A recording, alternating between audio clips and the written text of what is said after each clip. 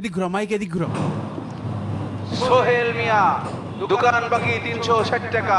আগামীকাল আমার নাম বলছে? দোকান বাকি পরিশোধে ব্যর্থ হলে আপনাদের মান সম্মান। ভালো করে শুনে দেখি তো।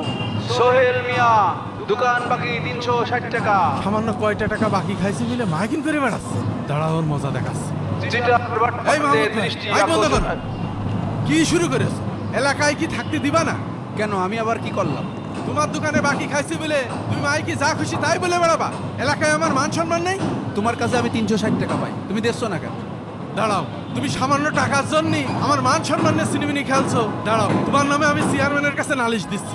সোহেল মিয়া, দোকান বাকি 360 টাকা। আগামীকাল দাঁড়া, তোর মজা আমি দেখাচ্ছি। করে দিও। সোহেল মিয়া, দোকান বাকি 360 টাকা। তুমি টাকাটা তাড়াতাড়ি দিয়ে দিও। চিটার বাটপারদের দৃষ্টি আকর্ষণ করছি, যারা যারা আমার দোকানে বাকি খেয়ে টাকা পরিশোধ করছেন না,